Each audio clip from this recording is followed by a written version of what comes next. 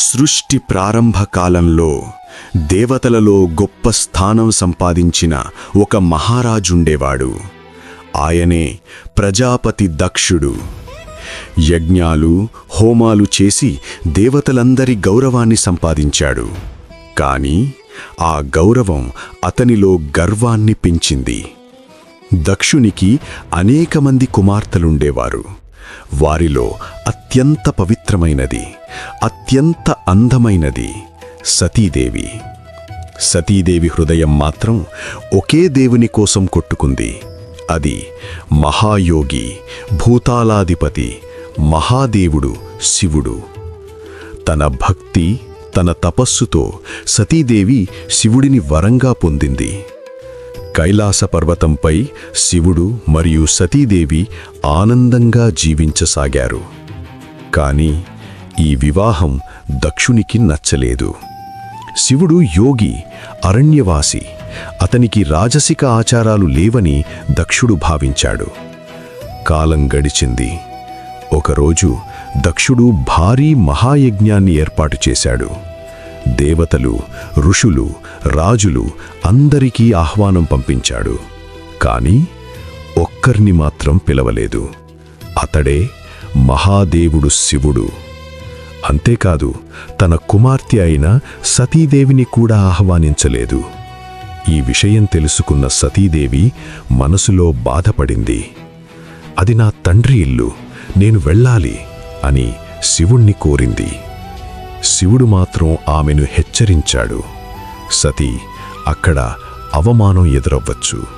కాని తండ్రిని చూడాలనే ప్రేమతో సతీదేవి యజ్ఞానికి వెళ్ళింది. యజ్ఞశాలలోకి అడుగుపెట్టగానే అందరి చూపులు ఆమెపై పడ్డాయి. కాని దక్షుడు మాత్రం తన కుమార్తెను గౌరవించలేదు. అంతేకాదు, మహాదేవుణ్ణి అవమానిస్తూ తీవ్రమైన మాటలు మాట్లాడాడు. ఆ మాటలు సతీదేవి హృదయాన్ని ఛేదించాయి. తన భర్తను అవమానించిన చోట తాను జీవించడం తప్పు అని భావించింది. యజ్ఞాగ్నిని చూసి ఒక నిర్ణయం తీసుకుంది.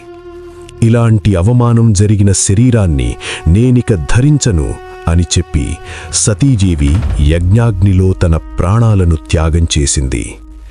ఆ దృశ్యం చూసి దేవతలందరూ స్తంభించిపోయారు. ఈ వార్త కైలాసానికి చేరినప్పుడు శివుడి కోపం ప్రపంచాన్ని కంపించింది. ఆకాశం గర్జించింది, పర్వతాలు కంపించాయి. శివుడు తన జటలను భూమిపై బలంగా కొట్టాడు. ఆ జటల నుంచి ఒక భయంకర యోధుడు పుట్టాడు. ఆయనే వీరభద్రుడు. అగ్నిలా ఎగిసిపడుతున్న కళ్లతో వీరభద్రుడు దక్షుని యజ్ఞస్థలానికి దూసుకెళ్లాడు. యజ్ఞశాలలో అల్లకల్లోలం సృష్టించాడు. స్తంభాలు కూలిపోయాయి.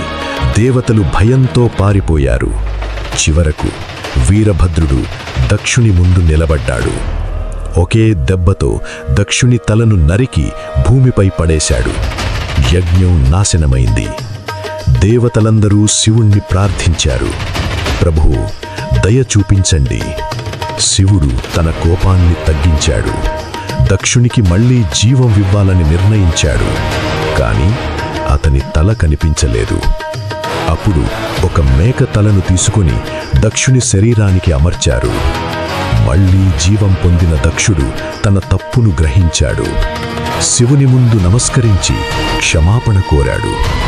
ఆ సమయంలో శివుని కోపాగ్నిలో నుంచి ఒక దివ్య శక్తి వెలువడింది.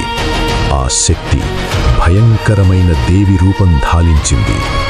వరాహముఖంతో, దివ్యమైన దేవి శరీరంతో ఆమె ప్రత్యక్షమైంది. ఆమెని వారాహీదేవి. శివుని కోపం నుంచి పుట్టిన రక్షక శక్తి. అన్యాయాన్ని నాశనం చేసి భక్తులను కాపాడే మహాదేవి.